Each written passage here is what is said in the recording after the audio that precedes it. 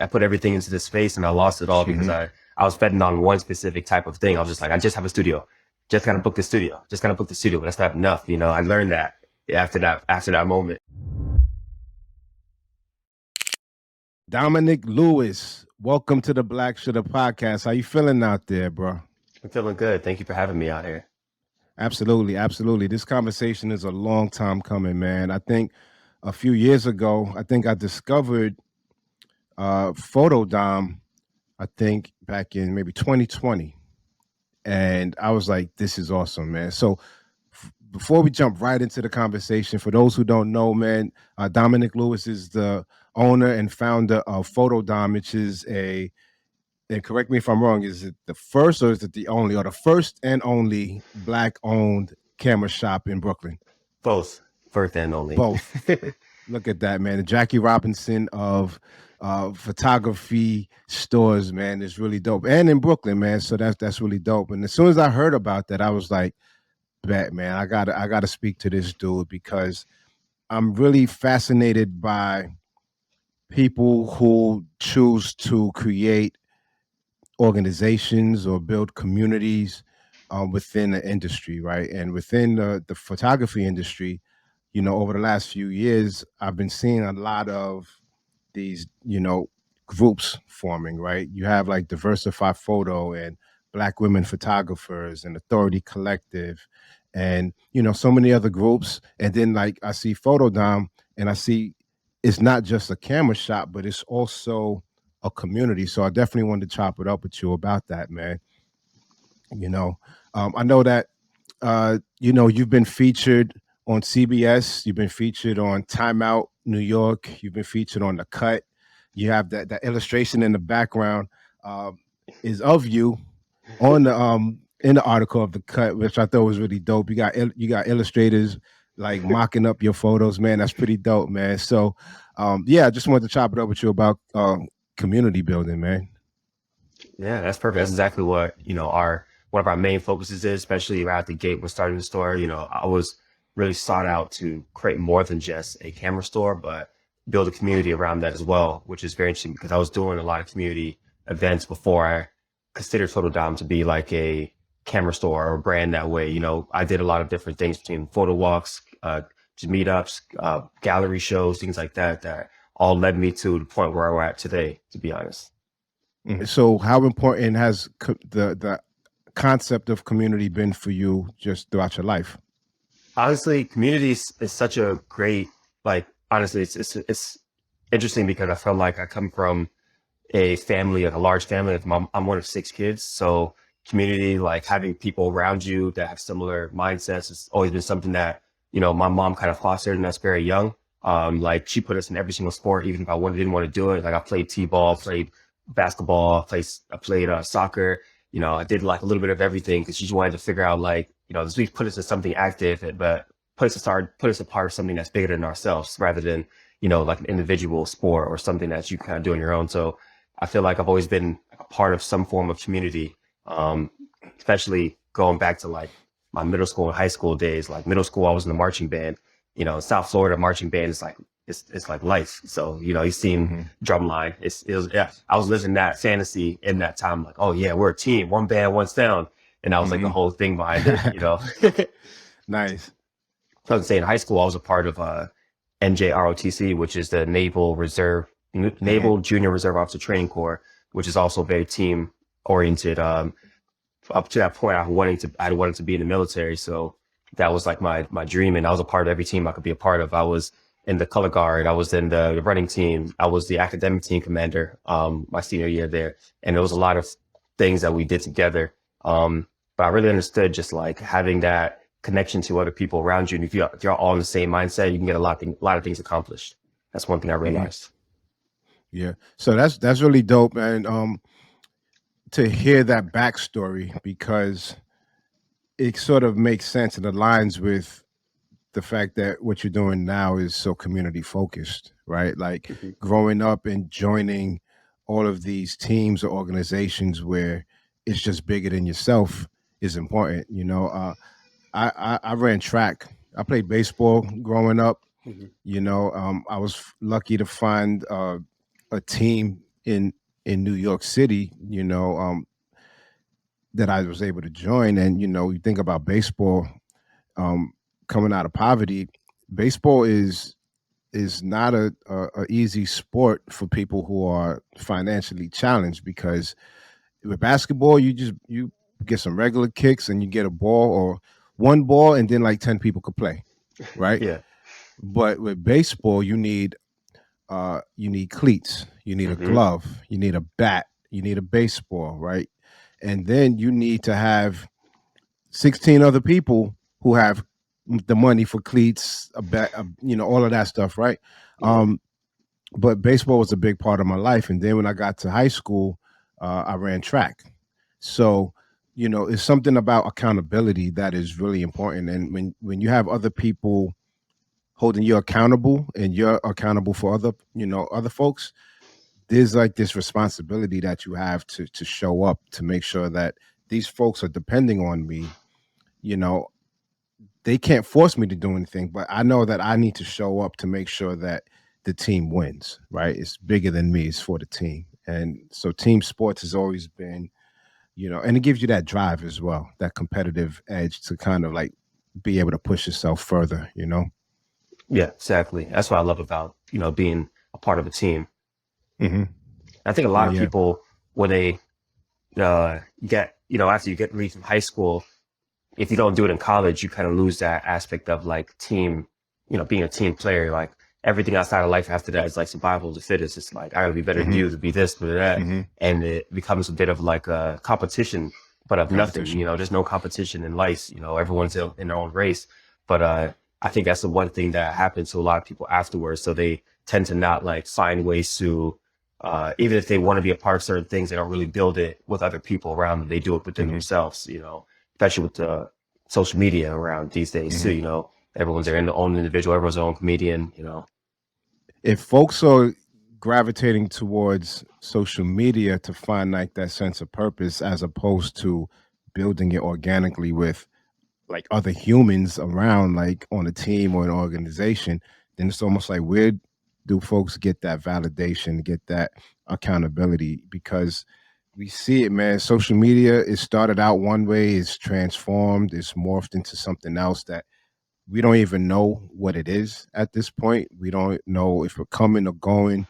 When it comes to social media, there's a lot of burnout, and I think having a place where you can speak with other people who are sharing similar experiences, that community is very important.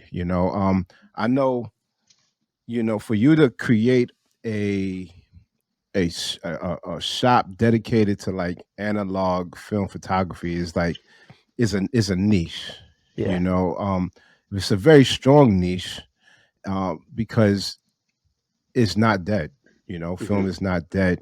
And you know it's almost like film photography has like this cool kid vibe to it, right? Like even within the photo community, like I know I've been in situations where, you know maybe it's a group of photographers and maybe some of them shoot film, and they could kind of break off into their own little corner and conversation about, you know grains and speeds and all of that stuff, and like the digital folks are like, the fuck y'all talking about, right? So it's like this cool kid vibe to it. But for you, like, what is so interesting about film for you that made you say, I'm going to open up a shop for this? I mean, I think one of the first things I had considered when opening a shop was the access to cameras and film cameras being, a lot of vintage cameras out there. You could be as lucky to find some for free or, a couple of dollars. So the access to cameras for me starting out was one of the big things. I didn't need to create giant purchase orders for Sony A7 blah blah blahs or different things like that. I know I could have a few select items that's more specific, but also for me as well, my personal process, especially for the last few years, have been mostly film. I definitely had some digital stuff between that if it's client work or if it makes more sense. But it's mostly been film just because of I feel like my attraction to the knowledge behind film photography. I feel like I really didn't start learning photography until I started shooting film. when you have something that's, you know, you don't have a lot of settings involved with it. And then you only have those three settings, ISO, shutter speed, aperture. That started to like click on my mind a little more. So Mm. that was one of the things that like, I was like, you know what, if I really want to get really good at photography, film is definitely a way to go. My first mentor was the only film photographer. I met him in 2014. Um, and he only shot film.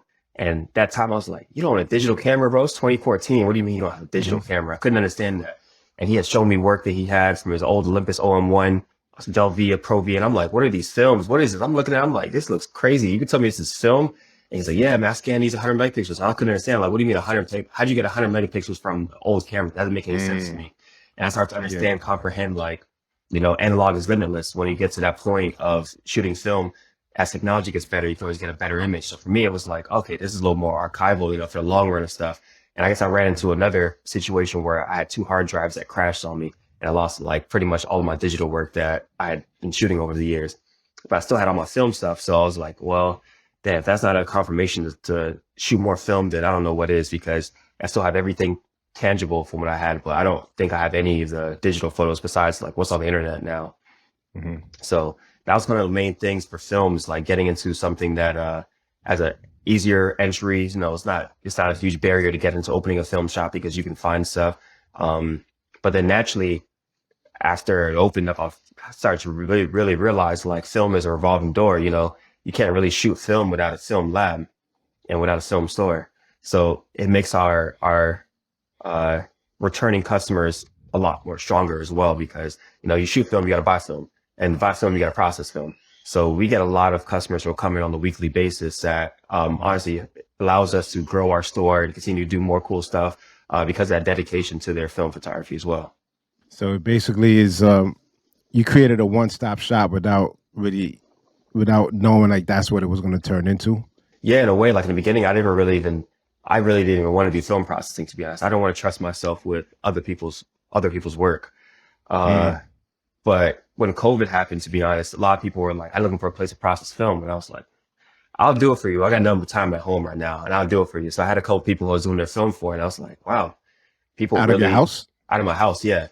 Out of my house in my basement. I was processing film, with a running sink. I've been processing film in 2020 for already, 6 years prior to that. I've been processing film since 2014 as well.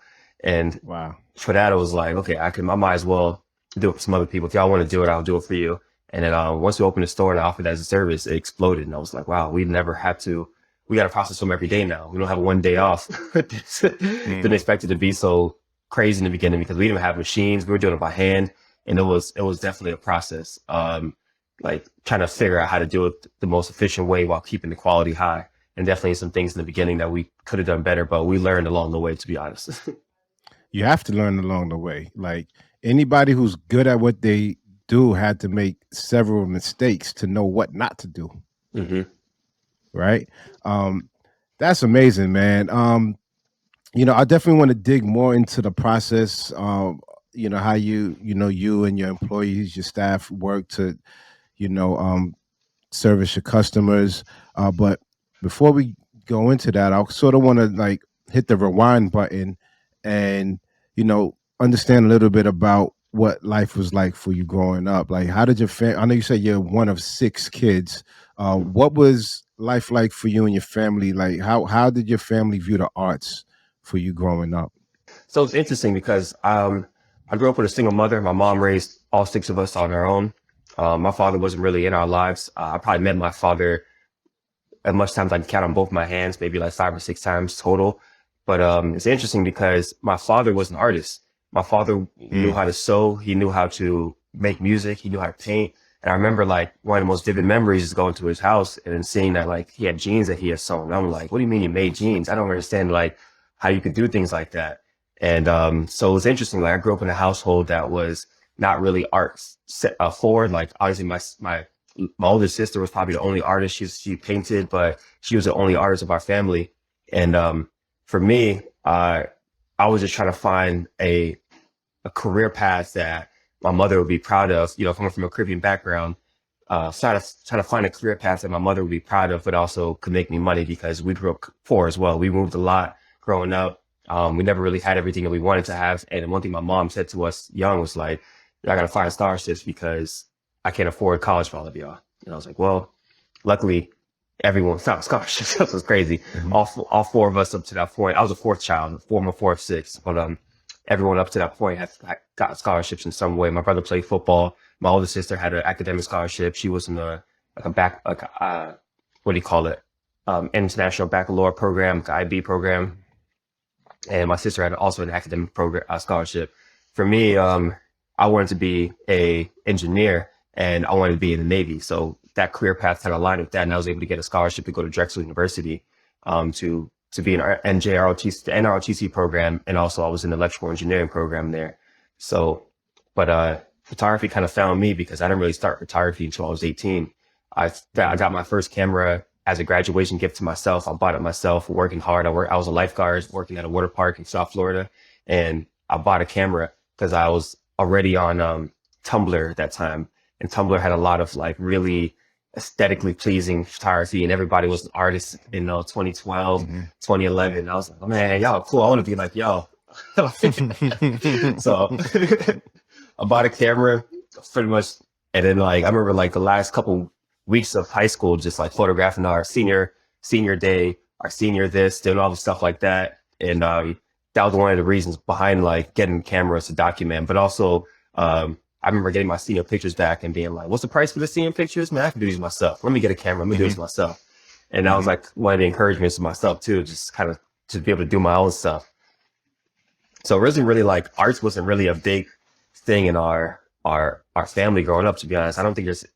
I'm really trying to think. I'm trying to think if there's any other artists in my family besides like I have a cousin that's a videographer in one school. He's a younger cousin than me, but everybody else is in something very uh medical or Like analytical. yeah.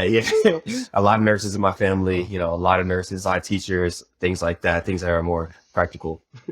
Well, just because they went down those career paths don't mean that they weren't creative or Hmm. artists in nature. I know you say you come from a Caribbean background, and in some families, you know, it is about you just have to go and do what makes money. And I've seen a lot of situations where I have friends who were really creative, but their parents were like on their ass about them going down one path, like going down the. I had a roommate. He wanted to be an artist, a designer, and he was good at it. That's all he did on his in his free time. He would just like make up silly cartoons and drawing all of our friends, together. And but like his parents wanted him to go down the medical route, and he was like just frustrated. He was Hmm. miserable. But I'm like, damn, what if that dude actually pursued the arts? What we have been creating. But shout out to your mom, man. Like you said, six of y'all and four of y'all up until that point when you were ready to go to school got scholarships. Yeah. Two, two or three academic, one athletic scholarship, right? Yeah. Dude, like shout out to your mom, man. Like that's some strength right there. That's some power, man. Yeah. My mom's the Wow, strongest person I know. It's like truly. that's amazing. That's amazing, man. So all the So while we were young, she went back to school as well. My mom, she had after me, she had twins, but she was in her late 30s, and after she had the twins, she went back to school and got her MSW. She got her master's in social work. So that's the crazy thing about it too. I'm looking at that. I'm like, man, you got your master's while you had six kids, six two that kids, are under 5 years old, and you went to school and did that. I was just blown away. no excuses, No excuses for me. right? That's why I can't No have an excuse excuses. for nothing. I can't. I'm No excuses. As soon as the excuse, you seem to fix your lips to speak an excuse, man. You just look at what your mom was able to accomplish, right? It's beautiful, Truly. man.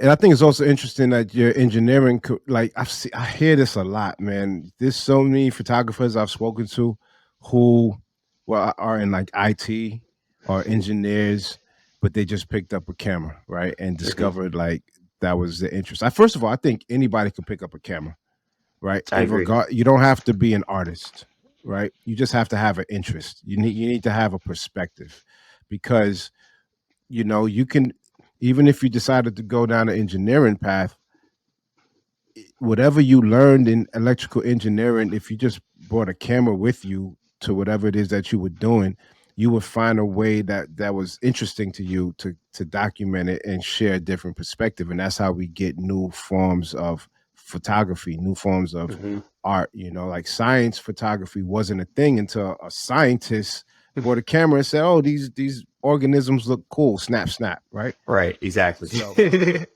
I want to go back a little bit more. You said that there wasn't a lot of art in your family. Your sister was a painter, your father was an artist, and Hmm.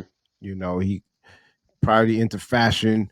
Um, but at 18, you bought yourself a camera. Like, Yeah. so how, like, what made you decide to buy a camera? Like, what was your introduction of photography up to that point that made you interested in this craft? Honestly, just through social media was mostly Tumblr was my only real introduction into photography, that world totally. Like I didn't really know any of any photographers. I've only just seen historical pictures. I remember like some of the early things I used to do before I even owned a camera was like create photos on my phone of just like myself, like selfies, but like Mhm. with like imitating other artists like famous poses like the Spike Lee with the Brooklyn Mhm. hat on. I remember I had a photo that I wanted my picture to be that exact photo. I was like, I'm gonna try to create it just like him. Had the Brooklyn hat, had that, the Mhm. Malcolm X pose where he had the hand on his head. I had a picture like that. I was like, let me set the camera out, let me kind of. So it's like it's interesting. 'Cause I feel like a lot of the history of the things that had been really interested to me at that time was kind of my initial focuses of the art.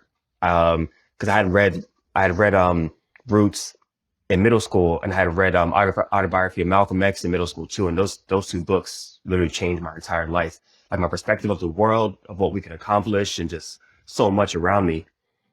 And I remember growing up in my household and like watching Malcolm X a lot. I remember we had that on VHS, and that was like one of my favorite movies. And just didn't understand like what it even took for him to make that movie and the things surrounding movies, like things like that. So I think that was like my initial introduction to art was just like um imitating other famous photos. But once I got to college though, because I went to high school in South Florida, and where I got a scholarship, I went to Drexel University, which is in Philadelphia. One of the things since I got to Philadelphia was like street photography became like immediately I just gravitated towards it because Philly's such a rough city and there's always so much Mhm. going on. So I would just take my spare time and go skate around the city, see what's going on, take pictures of people, places, things, that was kind of like the whole thing. It was just fun to be able to like take pictures in that way, like just for fun. Mhm. No stress behind it. Just 'cause I'm learning, growing as I'm getting better. Heavily editing photos where it just looks awful because you think it looks Mhm. good when you're young, you're doing stuff like that. But that's what initially got me into photography. Um, just being able to just take my camera out and take pictures. And at that time as well, since I was ROTC, I became the unit's photographer as well. So they had me doing like some of their events. I was photographing like the ball, photographing some of their marching events that we would do, and like the graduation ceremony, things like that. So I became like a part of the unit's photographer. And all the while at my college, I joined the photography newspaper, which at that time too, I'm like, man, I'll do whatever y'all tell me to do because I'm just happy to be using my camera for something more than just like Mhm. random stuff. And it was dope because I remember like one of my first assignments, I got to shoot a Steve Aoki concert. They sent me to a venue. I don't know if you know who Steve Aoki is. He's that crazy guy, throw Yeah. cakes at people's faces. I went to Mhm. see, I didn't know who this DJ guy was. Yeah, the DJ. This is 2013. I went to a Steve Aoki concert and I was like, this is crazy. This is wild. This is for absolutely work, for work. for work. Yeah, I was front row, Yeah. like in the pit. I'm like, wow, this is insane. I didn't even know who Steve Aoki was. That's what was crazy about it. And then right after that, I did a Childish Gambino concert because he was at our homecoming to school. I didn't even know who he was either. And I'm doing Mhm. concerts. And I'm like, man, this is fun. I never would thought I did Mhm. concert photography, but that was like really like the first 2 years of my photography career. I was shooting concerts already because I was a part of the school newspaper and there wasn't a lot of photographers in the school newspaper. Most people wanted to be writers on the newspaper, but I Mm. want to take pictures. So that's even better. That gave you more opportunities to be out doing everything. Yeah, because I was a freshman. Like I didn't never get assignments like that as a As a freshman. freshman, that's great, man. That's great. And you were shooting digital? I was shooting digital. Yeah, I had a Nikon D3200. That was my first camera that I purchased. Nice, nice. I joined the school when I got into photography. I went to Binghamton University and I was shooting black and white. And I joined the paper there. It was called the Pipe Dream. Hmm. And I remember I would go over to the office, and I mean it was run like a news office. You know, you had like an editor like saying, you know, directing people where to go. And it was like, Idris, we need you to go to this banquet hall and photograph this event. And they'll give me like 2 rolls of film, and then I would bring it back. They'll process it, and I was like, "Yo, this is cool, man." So, and then every once in a while, the paper would print, and I see my byline in there, and I was like, "Oh, this is great!" Like I didn't, know, but it never clicked to me like this can be a career. It was just Yeah. like, "All right, this is something cool," Hmm. but nowhere in my school or anywhere like at that time were there any indications that photography is a viable career. You could actually pursue it and make money. I had no idea. So I kind of just let it go for a few years, you know. So, Yeah, totally. um, so tell me about you. You got into photography, right? You bought yourself a gift at 18. Congratulations, right? You start shooting for, you know, your school. You're going to all these events, falling in love with it, making images, then making them crappy with all the filters and all that stuff on it, but still loving the process, right? Joining the whole Tumblr community, right? There's a love there for the craft, right? Yeah. Fast forward to you opening up Photodom, right? Now, how do you balance the art with the commerce? That's a big part of it. Yeah, because yeah, you are in the business of selling. So, no sales means no money, and no money means no job. No job means, we're all unhappy. So Yeah. a big part of it is, I try to make the process a little bit of both. Like I try to still, like one of the things for me now, especially, having access to so many different cameras is being able to try them all. So I try to take out as much things as I can to try out because, me being an expert in the cameras makes you an expert in the sales as well. If I could show you rewards, obviously, one thing I've noticed just through the store is if I could show someone an image I took with a certain roll of film, they're sold immediately. They're not going to even second guess it because they see what it looks like firsthand from someone they know versus like Proof of concept. exactly. Exactly. So there's so many things that like that goes directly hand in hand to the sale of like understanding certain camera models. And even when I first opened the store, I'm gonna be very honest. I mean, I didn't know half of the cameras that I know today. And that's in 3 year span because first day we opened up, people's bringing cameras like, hey, I'm having issues with this camera. What do you think? And I'm like, I've never held a Pentax 6.7 in my life. So let me see. Let me look at the manual. Let's figure it out together. Oh, it needs a battery. There's a problem fixed. It'd be as simple as that sometimes. But Wow. that's the one thing is like it was a lot of in the beginning, definitely learning as I'm going along while maintaining that presence of like expertise of what we're doing because people are coming in with questions, but they're not coming in with an with a certain feeling of like you need to know this stuff because you're this. They're coming in like, oh, maybe we could figure it out together. And for me, it's like having an engineering background. I'm a problem solver. I know how to solve problems. Some Hmm. has to take pictures. So it has to do this, do this, do this to take pictures. That's all I Hmm. think of when I'm thinking of anything. There's a process that needs to get followed here. So that was some of the things that I learned. And quickly, when we opened, a lot of people, I've noticed, especially, is that we had a lot of beginners gravitating towards us because I think a lot of the other stores that are in New York City don't have that kind of like welcoming presence for beginners. It's kind of a little more intimidating when you go into like a big box store and people, that you can't just go and be like, hey, I don't really know anything. Can you show me what to get? It's a hard question for sure a lot of people because they're afraid of what someone may think of them when they come in. But we get a lot of people exactly that. They'll come in and be like, I have no idea what I'm looking at, but you can guide me in the right direction. Could you show me how to use it? Could you show me some basics? And that was one thing I noticed very early on. Like, oh wow, a lot of people still, as much as I feel like, oh, I'm not an expert, but I'm getting better at photography. There's still a lot of people who don't know, even if there's a lot of resources on the internet. Um, they still want to be at a place where they can learn from someone person to person so they can ask Yeah. questions that they have. And that was kind of what started us to be like, we should start doing some events so we can teach people how to cultivate these skills with photography. Um, so that's kind of where it grew from. Yeah, because even though film photography is simplified, right? You mentioned earlier that when you're dealing with film photography, you don't have to concern yourself with all of these extra buttons and all these extra functions and things like you deal with in the digital camera. You Hmm. get to just really focus on the essence of that moment that you want to document, right?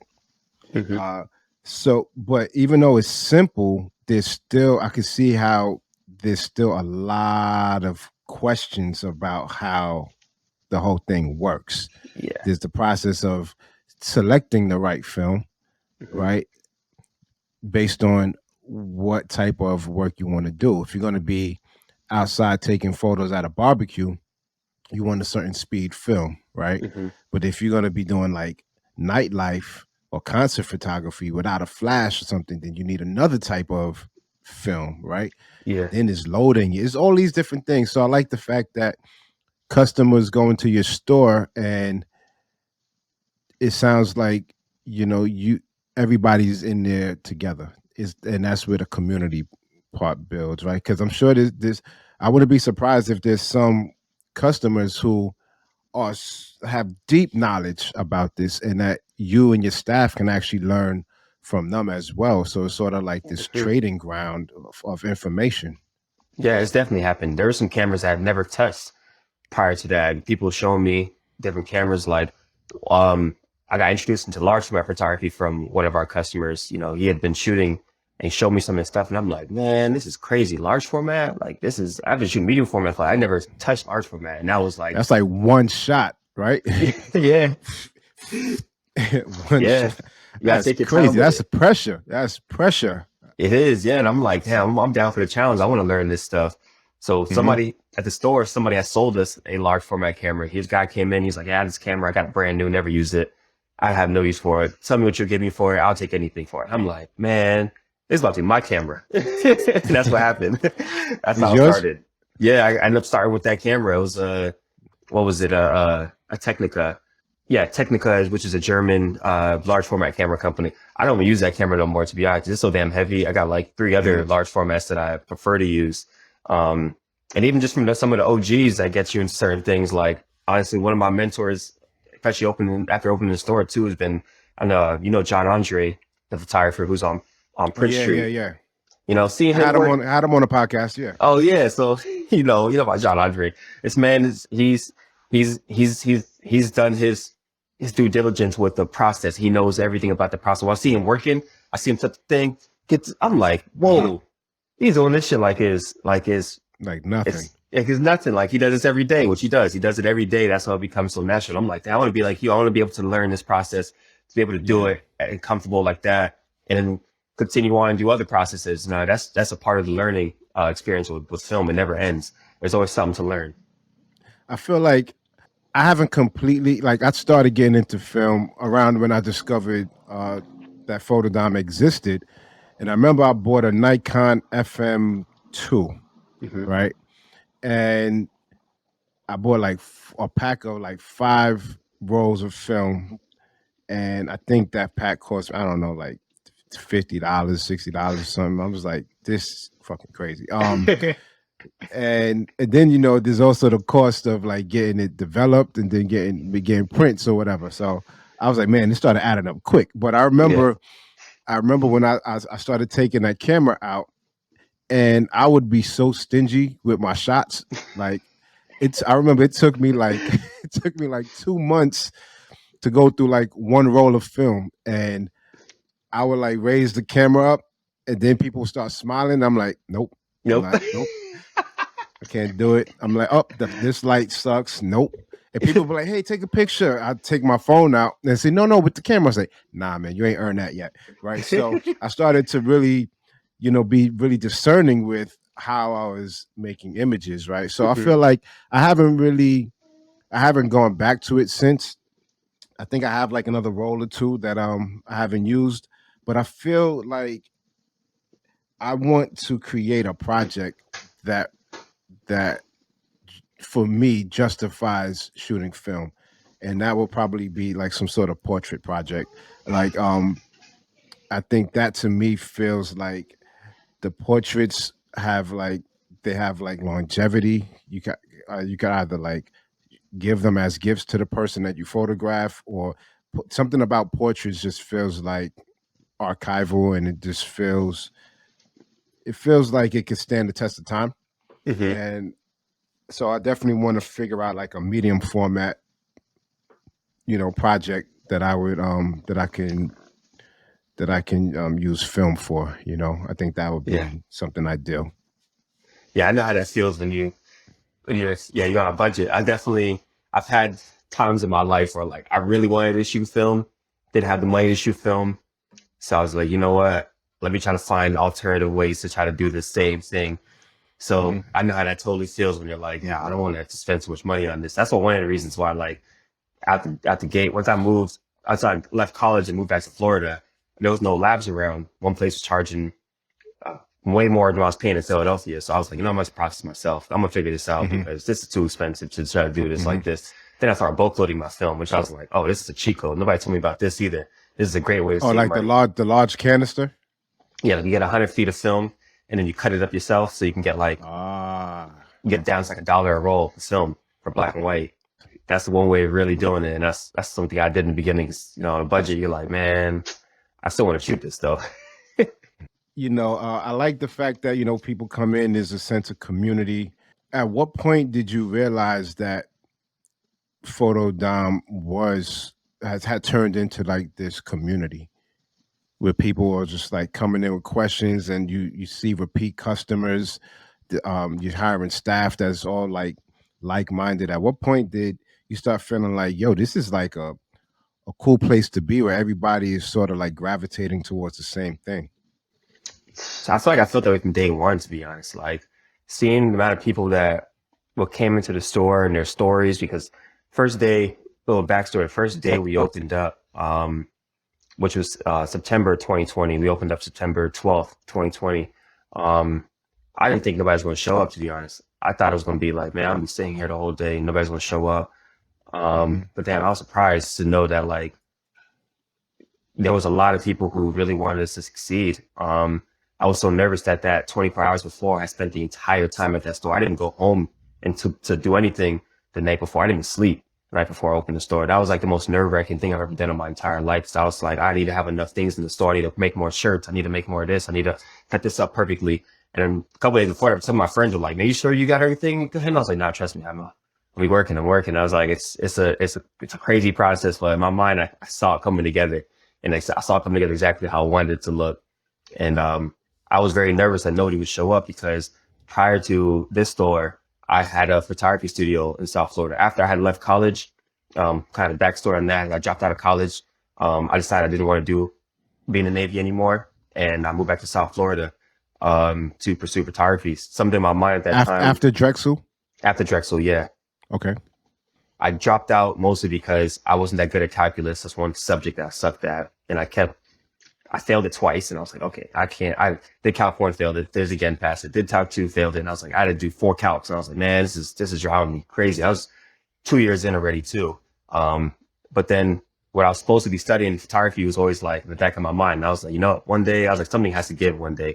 Either I'm gonna keep doing this or keep doing that. I can't do both. I was like, my mind don't work that way. And I know how addicted my personality can be when I'm really, really, really into something. So I just decided to leave. And once I went to South Florida, I started my career in photography. Like, I had worked at a daycare doing daycare photography. Actually multiple daycares. I was like doing all different daycares in the entire county, shooting kids like 3 to 6 and shooting like 40 kids a day.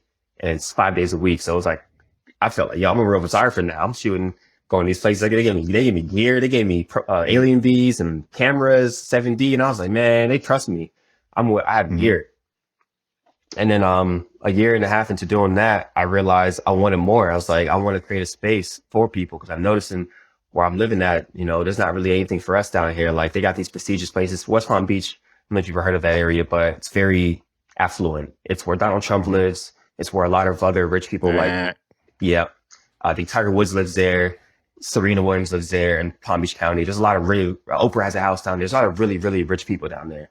But it's very stingy when it comes to like the people who are from there, because there's not really anything for like the locals. So I wanted to create a photography studio. So 2014, I opened up a photography studio. called Palm Beach Photo Studio that was designed to be a place for photographers who I made a memberships around it to make it more affordable. I had student level memberships, pro level memberships, and I had that space for 6 months, and I probably got 5 clients. Like it was hard. It was tough to get people in the door. I didn't really know how to market the right way. I didn't know what to do, and then closing it after 9 months because of just it wasn't making any money. Also, we partially got evicted from the space because our landlord we did an event there. We did some events there. But the one last event we did, he was like, nope, I don't approve of this. Y'all should be doing this. Da, da, da, da. I gotta leave. I was like, bruh, are you serious? Like, you know how much money I put into this, how much energy I put into this? Like, you know when people are like, I'm finally getting the hand of this and you want to shut me down right now? And that was like one of the biggest things in my life. Like, I learned like what not to do. I put everything into this space and I lost it all because I was betting on one specific type of thing. I was just like, I just have a studio. Just gotta book the studio. Just gotta book the studio. But that's not enough. I learned that after that moment. So that's the thing, is like that pushed me to kind of evolve into still continuously do community things. But yeah, my first day opening up, going back, that first day opening up was nervous for me because I was like, damn, man, I hope this won't be like the studio. Cause that was hard, like first month I'm sitting there like, all right, we're gonna get some bookings. No studio. Second month, no bookings. Third month, no bookings. So I'm like, how am I supposed to, how does this work? Thinking that the community would be behind me, because similarly to the store, I did a GoFundMe campaign for the studio. I didn't raise a lot of money. I raised like $2,000, and that helped me like put new drywall in. I did all the drywall on myself. Horrible job. Some painted the walls pure white and everything. Had to try to make a space, but people believed in it. They were like, yeah, this is a great thing. Palm Beach needs this. It's nothing like this in Palm Beach. And I was like, yeah, y'all believe in it? Let's do it. Let's do it. Y'all believe in it? So I'm thinking there's more support behind it after that, but it kind of fizzled out, and it was such a pivotal moment in my life after seeing that. But what a great learning experience, man. And something that you said, so that when you and I stopped by the shop a few weeks ago, and you and I got to chop it up for a bit, and you told me this story about this piece of equipment that you got. They delivered, I think, was it one of the a scanner or one of the what was it? It was a film processor. A film processor, right? Yeah. Heavy machine, brought it upstairs, and it didn't work, right? And you told me the story how they weren't going to return it. You had to bring it back downstairs or carry it, whatever, and it just ended up making more sense for you to just figure out how to fix it, right? There's the engineer in you, right? But in that process, you learned that machine inside and out. And so what I'm hearing in that story about, you raised the money to get the $2,000 to help, do some minor renovations in the studio, and then you did the drywall yourself, or there's a certain spirit that you have where it's like, I'm going to figure this out, right? And whether it means I have to do X amount of tasks by myself, then that's what it's going to take. I'm going to figure it out. And I think all of that is great. It's great energy to have. It's a great entrepreneurial spirit to have, which means that as a business owner, you're going to figure things out, right? And that was just a stepping stone to lead to where you're at now. And what after starting a business, the Palm Beach Studios, and then that not working out, what were some of the things going through your mind when you cut the ribbon for Photodom and was like, all right, cool, round 2, here we go? Yeah, I realized that I have to have multiple forms of revenue for sure. Can't just depend on one. So as much as I didn't want to do a lab, I'm like, it makes sense. I got to have a lab. I made sure I had an online store. So I had learned how to make websites years prior to that. And I've been working on this website for years, like to the point where it's at now is like the 13th iteration of restarting this website from scratch. So I was like, I had to make sure the website was up and running so people can shop online. I had to make sure that we had a different array of different things in the store, not just cameras, not just film, not just clothing. Because before that, I was just selling my clothing through our website. It was cool. Like it wasn't like enough for me to live off of, but like it was cool that people would actually like mess with the stuff that I was making. Photodom kind of started as a lifestyle brand before the store. Like it was like made in clothing, accessories, different things like that. And I just wanted to make things that were for people like us. So I know I needed multiple forms of revenue, but also I knew that the community is much stronger in this place where I'm at too. It's because of the access of clientele. Like in South Florida, Mhm. there's photographers, but there's not a ton of photographers. One thing I realized after doing business too is like we live in South Florida. Of course, people want to shoot outside. Why did I think that studio While would be going to a like? studio. Yeah, I was like that. That's one thing I realized. Like I was like, man, that's Hmm. probably the real thing. 'Cause I had a couple other friends who started studios in South Florida afterwards. They weren't successful at it either. To be honest, it's a tough place just because Hmm. there's not really an industry down there for one either. So you're not going to get repeating clients. And then yeah, people want to shoot outside. You know, it's funny. There's in my neighborhood. There's this one specific location. It's like it's almost like at this junction where the way the streets converge, it creates this little triangle, and on that triangle is a building, is like a storefront, and that particular storefront never has the businesses just keep new ones pop up and then close down. Nothing is sustainable there, right? Hmm. And we drove by it last week, and we were just talking about how like that's just like a graveyard, right, for businesses. Yeah. And I'm thinking about it like, well, why is that? And as we're driving by, I'm like, well, because there's all these different streets converging, there's nowhere for anybody to conveniently pull over Yeah. and get out and go in. And they leave you can't park your car or whatever because traffic is just keep going. So I'm like, that's that like that place is probably never ever going to have a sustainable business because the location Hmm. sucks. It's not feasible for any traffic to go through there, right? So long way for me to get back to like your point about location being very key. In South Hmm. Florida, you discover like people want to be outside in the sun. It hardly rains, doesn't snow. Why is anybody going to be inside and cooped up without fresh air, right? So, but now you move up to the Northeast and still have a photography business in mind, but now you know you have this new generation of photographers who are all about film and in within like a very close knit community, right? Like Hmm. people just walk right in and walk right out, like because Hmm. the residents are of that life. They're of that film photography life, right?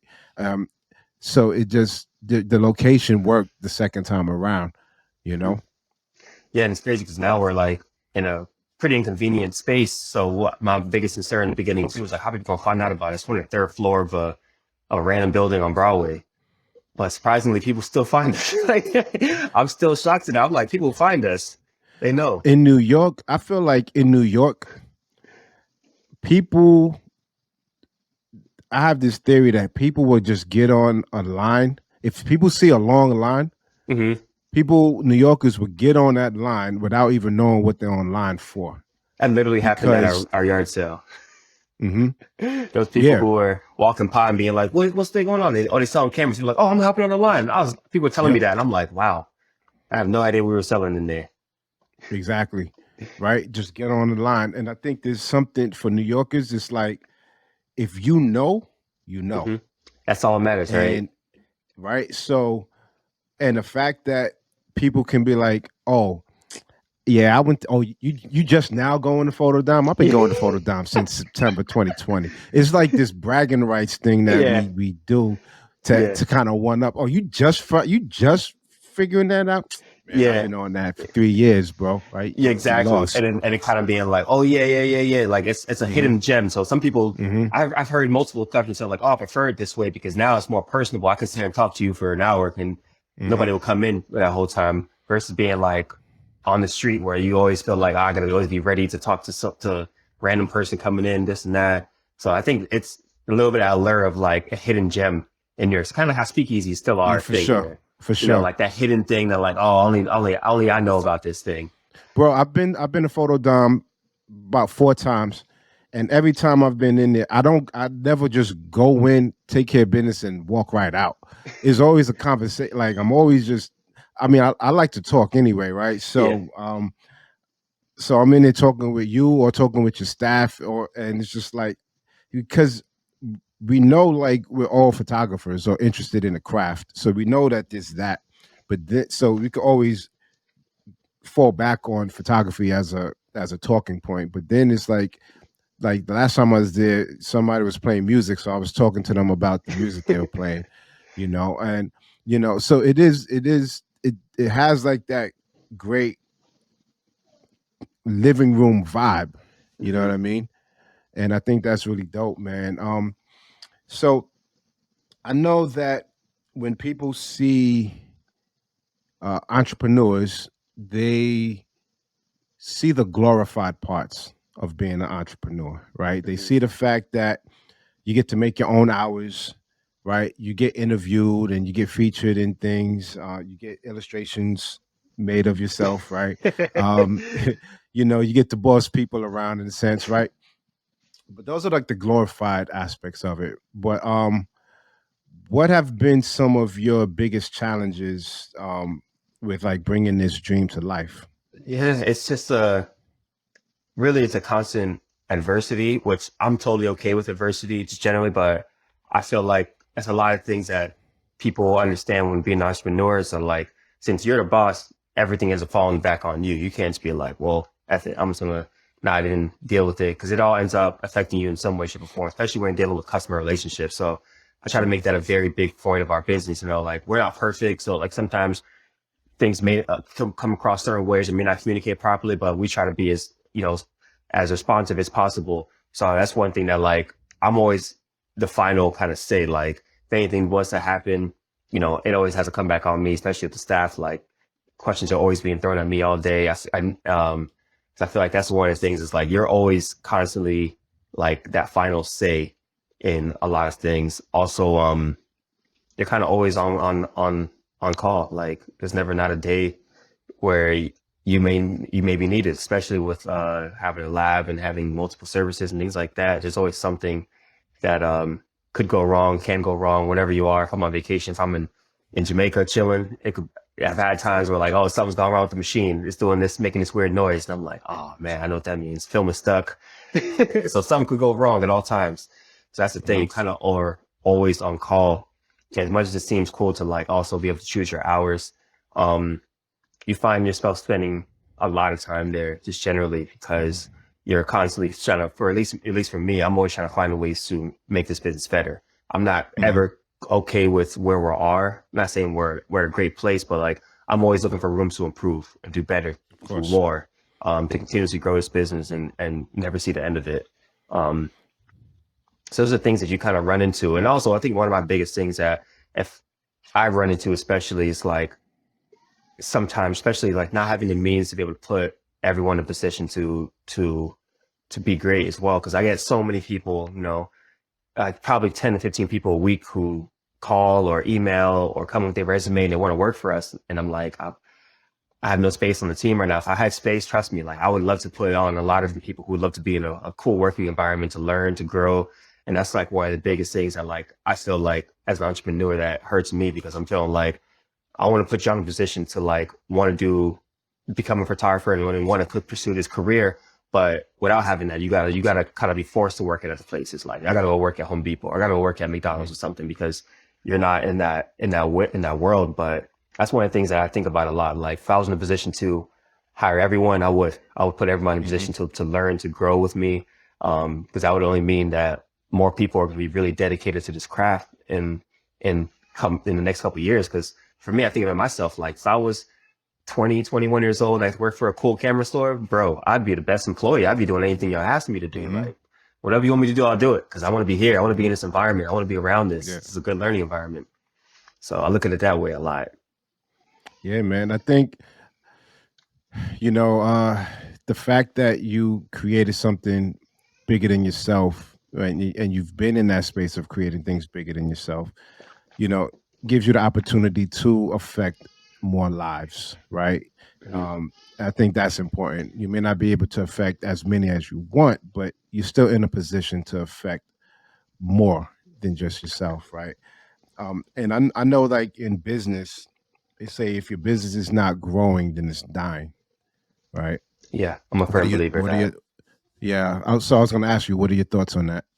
Yeah, I'm a firm believer of that because it's, you know, we've all been to some businesses that's very evident that the owner doesn't go there. It's more them like more of just like, oh, I make money from this thing, but it's the same. Like you don't really notice any changes, any difference of products, any new environment, nothing new about it. So one of the things, like just my name attached to it, especially, I'm very adamant of like constantly being improving and growing this business to make it better, to make it more fun, to accommodate customers' needs. Like I remember when people first opened up asking us for certain type of processing, like, oh, we don't offer that. Then we started able to do that. Then asked for prints, oh, we don't do that. But let me get us to that point. Then we started offering like all the things that people have been offering, even the studio. When we first opened up, we didn't have a studio. We didn't have a space to do Mm-hmm. events. So people was like, when are you going to do events? I'm like, yeah, when we get a space. A year and a Now you got a half into space. there, we got a space. Now we had no excuse to be doing everything we said, y'all have been asking for. So, and then that's one thing, you listen to your customers too. Like you're going to create loyal customers for life. Mm-hmm. That's in the sense of like, you're constantly improving the space to make it better.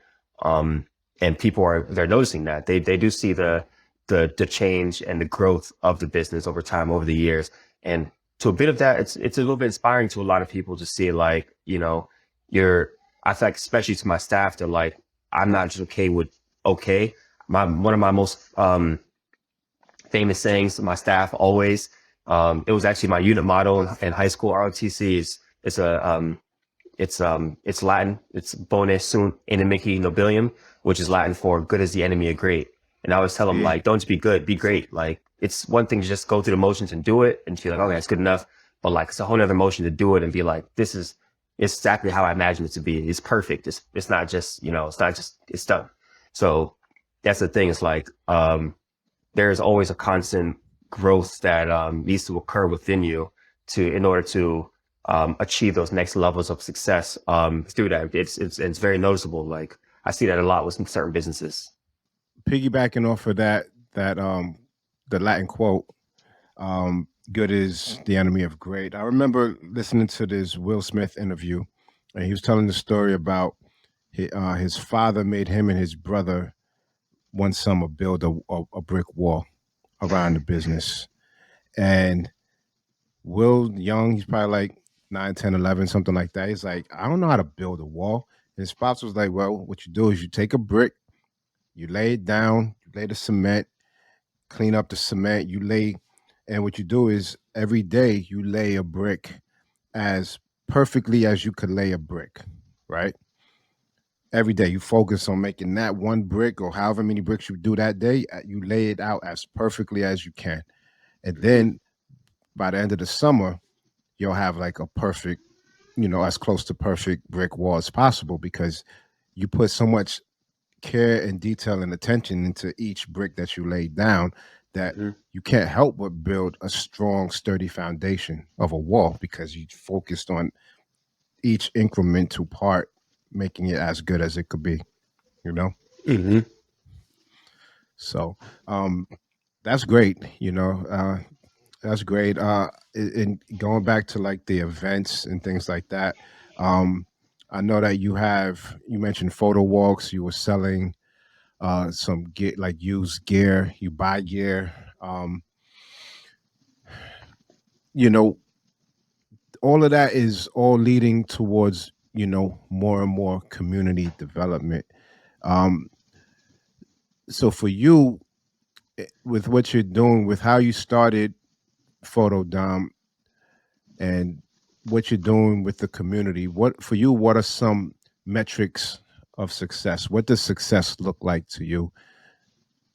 It doesn't have to be financial or what, Yeah, but for that's a you, good what is question it? because that's Yeah. something I think about all the time, especially when you look at companies. Like companies, a lot of companies measure success based on sales. You know, it's the year prior was less than the year prior was more or less than the year before. That's how they measure like some growth. Like we earned more this year, that means the company's growing, and if it's earning less, then the company's shrinking. So they look at it in a way of like Hmm. it's never a stop. It's like how capitalism is designed for, you know, there's never a good enough year. You can't just be like, oh, we did the same amount we did last year. That's perfect. No, it's never going to look like that for a lot of corporate companies. They always want to do better than the last year. It's constantly on that building, building, building. So as I started thinking myself more about that, I was like, how can I create my company to like my measure of success based on a different scope of what that is, rather than just being about how much money we make year after year. Hmm. And I started to think about community and how many things that we have done for the people around us, like putting on different workshops and working with different companies, doing different brand partnerships, and started using that as a measure of my success. That's something that I look into to be like, what have we done or who have we worked with this year has been my measure of success more than like the financial gain, because that would always come naturally anyways, as a result of the things that you're doing outwardly. So those are some things that I look for with measure successes. What are we doing for the community around us? Like what events have we done this year? How many events have we done this year? Can we do more of them? Can we do more of these type of events? Can we create something that's a reoccurring event, so it's like constantly done every year? And those are the things that I look towards as what really equals longevity of this company more than anything. Because film, people say film is a phase. I don't truly believe it's a phase. I think it'll always exist as a medium, but will it always be as strong as it is right now? I don't know. And the only way I can make sure that I don't have that I don't know is to build a community around the word community. As long as the community is strong, the community is never going anywhere. It will always continue to be there. There's people who build communities around a lot of different things, whether it's sports, whether it's music making, whether it's around different things like that. And photography is definitely one of those things that people have strong desire for community, is especially when it comes to education.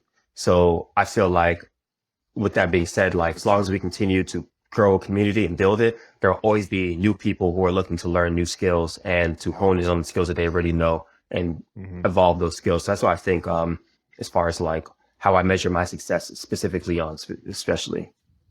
And I think that, community will follow you. Community will find you, right? When you build a community, I think this is what social media wants to replicate and is failing at. Yeah.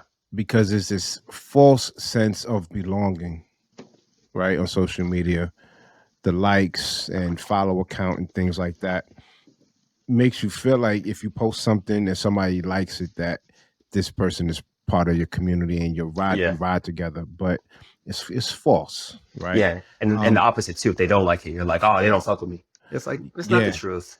They shouldn't see it, maybe. It's how this works these days.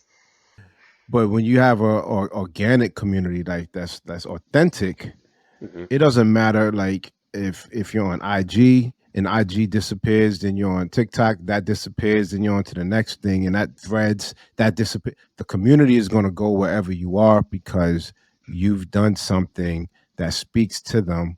You've created a space where these folks know that whatever Dom is doing is speaking to people like me. And I know I have other friends who are interested in this, so I'm bringing them along, and they have friends who are interested in this, and they're bringing them along, right? Or because you created a space where people felt like he gets me or they get me, and I feel comfortable here, As long as we create spaces like that, people are going to find where you are. I agree. No, I totally agree. I think that's always something that I've always aimed to do, is to build a community, because I understand how strong community means, especially for people of color. We come from a background where like we don't really have places that we can call our own, especially physical places, because ownership involves physical places besides like church.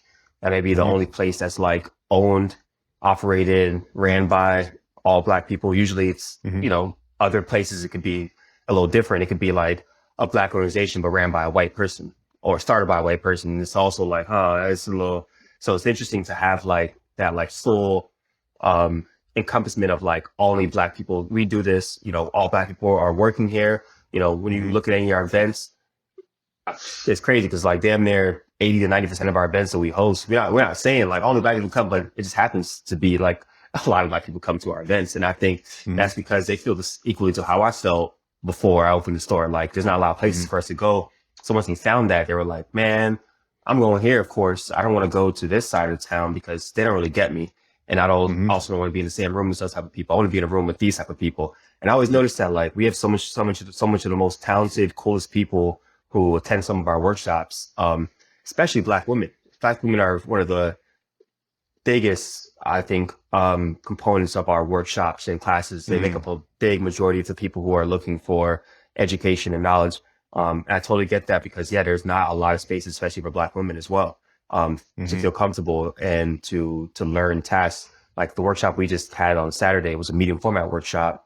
Kind of like everything you need to learn about medium format. And the class was it was 13 people and one was a male. It was Hmm. 12 women in the class. And I was like, wow, this is crazy. I really want to, and the classes, we have two more sessions coming up in March, and those already booked out already too. So the class had That's sold out dope. immediately when we put it up. And I was like, wow, people really want to learn. It's yeah. How often are you having these classes, these workshops? We do probably about like 3 to 4 workshops a month, on average right And now. this is ongoing. Different workshops. So like the one that we're doing right now for medium format is with we're doing it in partnership with one of our good friends, Lalu Studios. They're a collective, the two of them are a couple, and they have a space in Brooklyn that they do workshops and other things out of. Like we've worked with them in the past to do Sinotech workshop, which is the process of like blueprint making, like those type of prints that's like blue. So they reached out to us about this idea late last year, and like yeah, we're down. Let's do it. Let's do it in February. And then once they put it that first day, sold out in a matter of an hour. And they're like, well, we have space. We could do it in March. Let's put that up. Sold out again. Well, we see another date. Sold out again. We're like, okay, so people do want to learn. It's one thing Hmm. we do now, or at least that series of medium format photography, especially. People do want to learn that. Because when you think everybody's shooting medium format, obviously people still aren't enough that they want to go to a class and learn these things. But continuously, we do have like other series of workshops that we do. Like this year, we introduced a open format concept called Open Studio Night. It's called First Fridays. So every first Friday of every month, we have an open studio night. People can come in. It's led by a photographer who's going to be kind of leading his process of what they do or her process, and they kind of stay on the guidance of them and follow what they do. Like our first Friday we had was with a good friend of mine, Chris Hart. Um, who bought his first camera at the store, but he's since then grown to become this like really, really great like photographer, still a really great friend, comes by a lot, but it's cool because a lot of the people who are leading a lot of stuff at our workshops are either former customers or good friends of our store already. So it's kind of really cool to have like people leading stuff outside of our own staff. Hmm. But we do some things that are led by the staff as well. Like, yeah, like I've done myself. I've taught coffee developing workshops and beer developing workshops, which, Yeah, you did one with ICP, right? yeah, we did a coffee Yeah. developing workshop with ICP. That was a really cool one. We did the beer developing at Brooklyn Brewery before. Hmm. Um, we Some also dope worked, partnerships that you wouldn't expect. That's really dope. yeah, we're definitely trying to like this year, especially like really reach deep into to the realms of New York and try to work with everyone we possibly can. Like I'm telling my our marketing director, like we need to be hitting every single park. We need to be working with Domino, Brooklyn Bridge Park. We need to be working with all these parks. They need to all know about us, and we need to have something going on in all their parks at some point throughout the year because we're right here in your backyard, and I know you'll have programs like this going on. So why Hmm. not work with us as who are really trying to make these things happen, and let's make it happen because people do want more things to do, and it's like how can we curate that as best as possible for you guys? That's my whole focus. That's my main goal. I love to hear it, man. Just I feel like I want to go get some medium format film right now, and I got to get this whatever this idea is cooking up in my brain. I You feel got a like medium I'm format already camera? incubating. Nope, but You don't? I got access. I know where to find one, bro. Yeah, exactly. We rent them, so that's the thing. We got a bunch of video format cameras. It was one of the reasons why we started our rental program too. I remember when we first opened up, people were asking us, and I was like, "Well, I don't know how to make these cameras rentable without y'all stealing them." So Hmm. I was like working out different ways, like how can we do this? I found ShareGrid and was like, "Oh, ShareGrid's already kind of what this is. This is perfect." Yeah, Um, and at that and they're time, I was like, insured, and they're and they have insured, so insurance. it's great, and we've had not a single issue with ShareGrid, and that's been the craziest thing. I didn't expect. Well, first, my people who come to our shop are really, really, really good people. But we've had so much great work has come from like all of our rentals. Like people have been doing jobs with. We've had brands rent our cameras, but kind of started our rental program mostly because I remember not being able to afford a lot of cameras and then being like, well, having that like camera lust where you're like, oh, I really want to use this camera, Hmm. but do I want to spend as much money on this camera to see if I like it or not? Where do you get Hmm. that? You don't really have a place for that anymore. Yeah. So that's kind of the whole reason behind the rental as well. Like we have one of like almost every medium format camera you could think of. And those main cameras are the ones that you can rent out, see if you like it or not. We may have one for purchase if you want that one too. But that's the cool thing about it. You can use it for a job and then, just get rid of it. You don't have to own And it. what's dope is it sounds like you could go there, rent a camera, book some space, just Yep. walk right over, get the Hmm. film there, walk right over, snap, snap, snap, drop the film off Yep. on your way out, right? And Yep. you can have your stuff processed by like the next day or two, right? Exactly. Yep. It's right there, all in one space, to kind of tie it all in with. Ooh, that's so dope, man. That's so dope.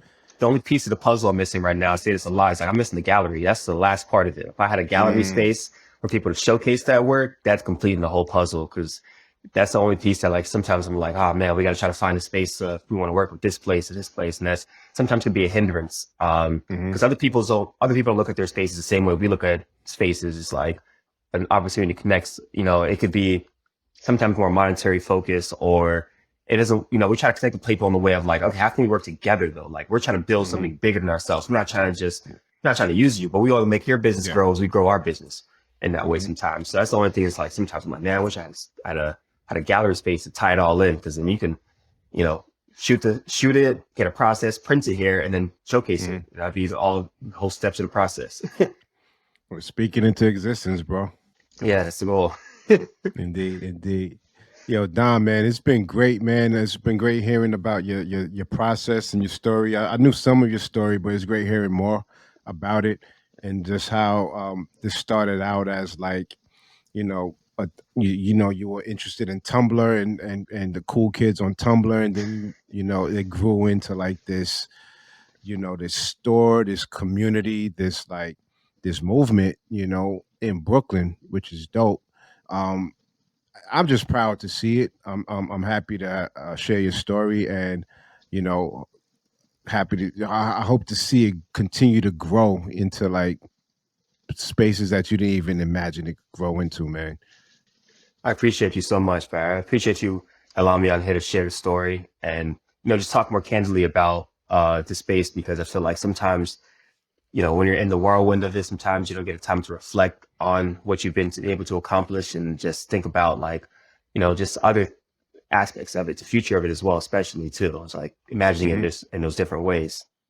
That's the fun part, man. Like I know with Black Shutter, I go to sleep at night thinking about all types of stuff, just checklists in my head, and all the things that need to get done, or things that I want to do, or reflecting on how it's growing and what's working, what's not, and it's on my mind all day, And Hmm. I think it's important to speak with other folks who have like this relentless imagining of a vision, right? Because you said it, nobody could really see it but you, and that's how it is with dreams. Like Hmm. nobody should be able to see your dreams because they're your dreams. They can have Exactly. an idea of what it is, but it's your vision. And I think that there's something really magical about taking something that's an idea in your head, because you Hmm. think about it, like what really is an idea, Hmm. right? And now I'm starting to get all esoteric, but Riley, it's a it's where does this idea live? Where did it come from, right? But for it to start in your brain where nobody can see it, it's not tangible, and then you take active steps to start to bring that idea to life, and now it's something tangible. It's a shop that people can physically walk into, Hmm. right? That's magic, bro. That's No, magic. I appreciate that. Yeah, I think about that sometimes, especially when we do a lot of the things that we create too, like the clothing and events and the the amount of things that we create. And sometimes I'm like, man, this all started out really as a dream just in my head. And I'm hoping that people see what I'm able to accomplish and see that within themselves, that like anything is Mhm. possible. Nothing can hold you back but yourself. There is nothing around this world that can hinder you from achieving exactly what you sought out to do, as long as you have a bit of consistency in what you do, and that you are dedicated to what you do. As long as you have consistency and dedication, kind of same thing, consistency, being consistent and dedicated, but as long as you are able to be dedicated in what you do, you can't be defeated. Like you will always be able Yeah. to accomplish what you want to do as long as you continue that. and never want to fail. Never, not saying fail, because you will have points where you may go through hardships, and that's not really a failure. It's more just like a lesson, more than like a L. Mhm. Like failure is like, I'm done. I'm not doing this ever again. I'm not doing this all ever again. But you would think of That's when like, you quit. it's when you quit, right? You know, you even think of the shape of like a W, like a win. You got to go down to go up. You go down again and to go up. So right when you're thinking like, oh, this is nope, you losing to start out with, then you're like, oh, this is going great. Boop, you know, losing again.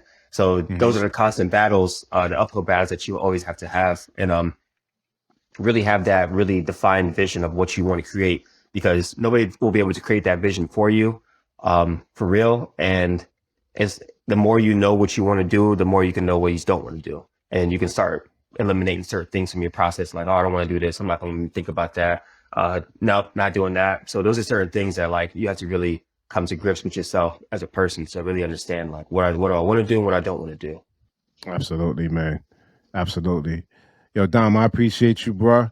Uh, yeah, I appreciate you, man. Thank y'all for tuning in to the Black Shutter podcast, man. So that's a wrap for this episode, man. But I'm gonna make sure to share whatever links Don feels comfortable with us sharing, so that you can sign up for the workshops. You can figure out how to get your film processed.